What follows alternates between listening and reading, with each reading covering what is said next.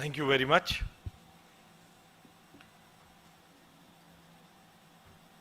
The day started with discussion on the challenges of urbanization. And one of the biggest challenge which urbanization poses in front of us is pollution. And one of the contributors to the pollution could be the various factors in the construction industries too. And hence the C&D waste and the disposition of the C&D waste is being discussed here at length. And at a time when every day you read about the AQIs in the newspaper, being in Delhi, this discussion about the disposition of the C&D waste is all the more important. अभी रूपा मिश्रा जी ने आपके सामने जो C&D waste और construction industry में उसको dispose करने की जो चुनौतियां हैं, जो रोड ब्लॉक्स हैं, उनके बारे में बात की। अलग अलग सेशंस में हमारे समक्ष इसके बारे में बहुत सारी बातें, टेक्निकल, उसकी क्वालिटी के बारे में, उसके स्टैंडर्ड्स के बारे में, इंडस्ट्री उसके बेहतर स्टैंडर्ड्स को बनाए, लोगों का विश्वास इस पे बने हुए मटेरियल पर आए। जो प्लांट चलाने वाले एंटरप्रेन्योर्स हैं, उनके सामने भी ये चुनौती है कि लोग इसे सब स्टैंडर्ड समझने के कारण इस्तेमाल करने से भी घबराते हैं। मेरा मानना है कि सबसे बड़ी चुनौती डिमांड एंड सप्लाई के दोनों पैरामीटर्स को मैच करने का है। जैसा अभी रूपा मिश्रा जी ने आपके सामने कहा कि बिल्डिंग बनते समय मुझे जो चीज की जरूरत है वो उस समय उस प्लांट पर है या नहीं, ये अपने आप में बहुत बड़ी चुनौती है। मैं इंप्लीमेंटेशन एजेंसीज के पॉइंट ऑफ व्यू से जब इसको सोचता हूं तो पुराने समय में यह बड़ी चुनौती हो सकती थी। अब इसको ओवरकम करने के लिए विल की ज्यादा जरूरत है।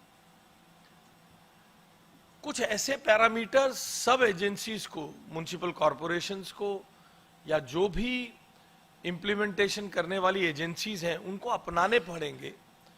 कहीं ना कहीं तो जो बिल्डिंग बनती है, जो रोड बन रहा है, जो फुटपाथ बन रहा है, उसका एस्टीमेट तो कहीं जाता है, किसी प्लानिंग विभाग पर तो जाता है।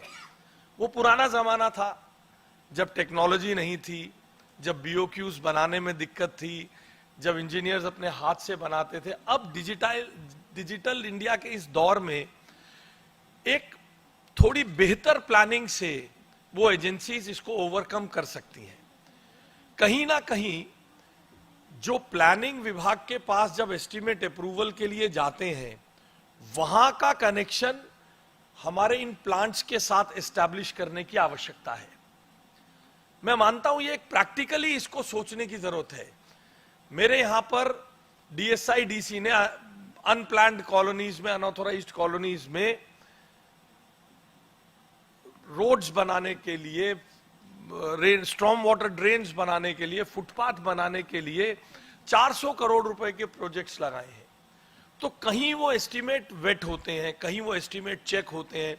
वहां से कितना मटेरियल, उसका कनेक्शन हम लोगों को आने वाले समय में टेक्नोलॉजी के माध्यम से इन प्लांट्स के साथ एस्टैब्लिश करना होगा, ताकि these plants are also ready to provide the material. This gap between the demand and supply has to be first checked, then the matter about the standards, the quality, the rates and other things will come. तो सबसे बड़ी चुनौती administrators के पास ये है कि एक साल में, एक फाइनेंशियल ईयर में कितने प्रोजेक्ट्स हमारे यहाँ होने वाले हैं, उनमें कितना मटेरियल लगेगा, उसमें से कितना मटेरियल यहां से प्रोक्योर कर सकते हैं, उसका एक डिजिटल माध्यम से प्लानिंग विभाग में जहां एस्टिमेट्स होते हैं, उसका एक कनेक्शन इन प्लांट्स के साथ, इन प्लांट्स की कैपेसिटीज के साथ, एडजॉइनिंग स्टेट्स के साथ थोड़ा बनाने की जरूरत है। बक्करवाला में कोई प्लांट चल रहा है, अगर दिल्ली में नहीं है तो बक्करवाला से बिल्कुल रोहतक बहादुरगढ़ में सप्लाई करने में कोई दिक्कत नहीं है। ये थोड़ा सा एक एरिया को भी बढ़ाने के साथ हम लोगों को इन चीजों को करने की थोड़ा आवश्यकता है। और दूसरी बात जो सबसे महत्वपूर्ण है, हमारे देश में हम हर चीज थोड़ा एनफोर्स करने की तरफ अब ज्यादा विचार करने की कोशिश करते हैं। कुछ चीजें एनफोर्समेंट हमेशा बहुत ज्यादा कामयाब होने के चांसेस कम हैं। इन प्रोडक्ट्स के इस्तेमाल का इंसेंटिवाइजेशन करना और इसके प्राइसिंग के इश्यूज को भी चेक करने की आज आवश्यकता है। प्रोडक्ट बन जाएगा, अगर वो प्रोजेक्ट महंगा है, अगर वो प्रोडक्ट बनाने वाला और यूज करने वाले को इंसेंटिव नहीं है, तो आप कितना ही पुश तो कर ही रहे हैं। अभी दिल्ली में हमारे सामने यही चुनौती है, शायद 11 लाख टन का हमारे को सीएनडी वेस्ट इस्तेमाल करना, और शायद हम 2 लाख टन इस्तेमाल कर पा रहे हैं। बार बार we have come out with an order that no payment will be made unless a certificate, but I am not very hopeful, that will yield,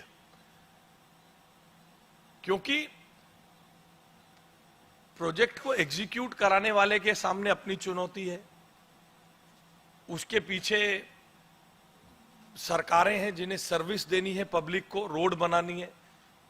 तो उस समय चुनौती ये नहीं होती है कि केवल सीएनडी वेस्ट से बने हुए प्रोडक्ट को हम यूज कर पाए, चुनौती टाइम बाउंड डिलीवरी की भी है। तो इंसेंटिवाइज करने की और उसकी प्राइसिंग के संदर्भ में भी नई टेक्नोलॉजी से हम सस्ते तरीके से इन चीजों को बना पाए। और फिर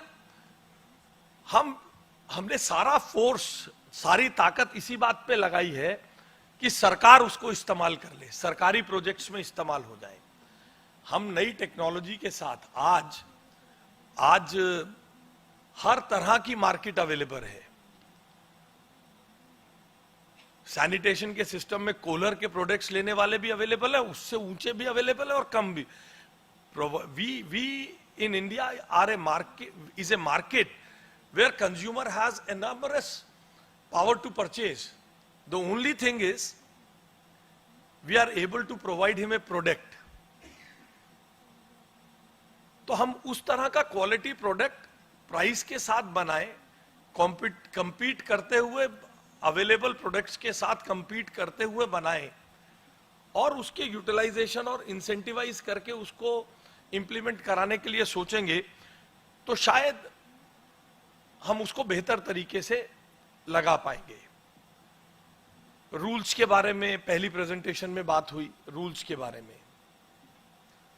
तो कुछ यूएलबीज को और इंप्लीमेंटिंग एजेंसीज को इसके बारे में कुछ और सोचने की जरूरत है। देखिए, आज जो हम प्रदूषण से जूझ रहे हैं, उसमें सबसे बड़े कारकों में से एक कारक डस्ट पॉल्यूशन और व्हीकुलर पॉल्यूशन भी है। सीएनडी से जनरेट होने वाला डस्ट पॉल्यूशन, डस्ट और बाकी चीजें भी उसका एक कारक है, केवल रोड की स्वीपिंग ही कारक नहीं है। तो इस दृष्टिकोण से इसको मीट आउट करने के लिए क्या जहां पर यूएलबीज और बाकी बॉडीज नक्शा पास करते हैं, तो क्या उसके साथ कुछ ऐसा मैकेनिज्म कानून में, रूल्स में डेवलप किए जा सकते हैं कि उस बिल्डिंग को बनाने के, उस बिल्डिंग के आगे बढ़ने के प्रोसेस में ये मैंडेटरी हो जाए। ऑल्दो इस तरह की enforcement has not yielded result, because आज नक्शा के साथ दिल्ली में रेन वाटर हार्वेस्टिंग मैंडेटरी है, but the results are not very good. तो किस तरीके से हम इसको इंप्लीमेंट करेंगे, इसके बारे में थोड़ा सोचने की जरूरत है। क्या क्या कानूनों में हम इसमें परिवर्तन ला सकते हैं। मेट्रो की साइट्स के बारे में अगर कभी सोचें तो मुझे बताया गया है कि मेट्रो अपने यहां जनरेट होने वाला सीएनडी वेस्ट को खुद ही प्रोसेस करके इस्तेमाल करती है। तो क्या अर्बन लोकल बॉडीज में,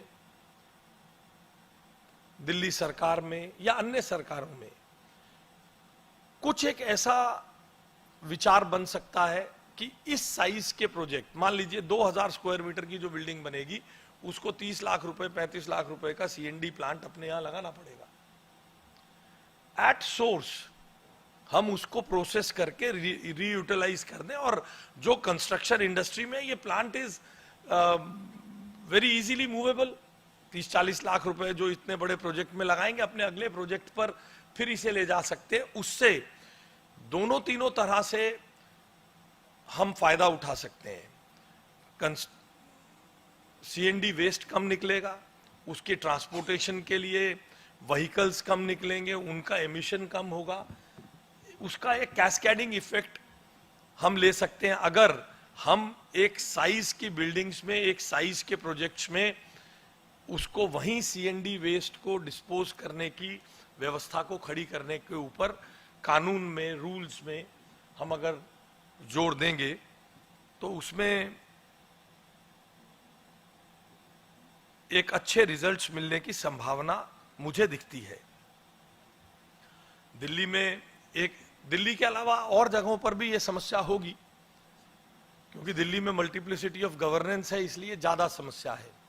अनऑथोराइज्ड डंपिंग होती है, तो दिल्ली में अभी उसको टेक्नोलॉजी से मीट आउट करने के लिए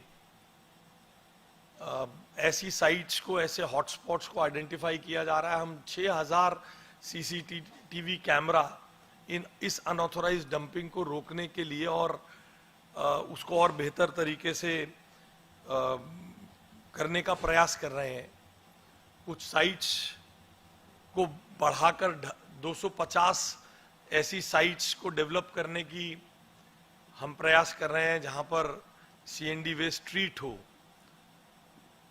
धीरे धीरे उस पर सरकार के अंदर और इस पॉल्यूशन के कारण उन साइट्स के रख रखाव के संदर्भ में भी वो पूरी तरह कवर्ड हो, वहां स्प्रिंकलर्स का इस्तेमाल हो, इनके बारे में भी सोच विचार हर जगह पर होने की आवश्यकता है। जो आज अर्बनाइजेशन के कारण पॉल्यूशन और बाकी चीजें इससे जुड़ने के कारण दिल्ली में है, वो धीरे धीरे और जगह भी जैसे जैसे अर्बनाइजेशन तेज होगा उसके साथ साथ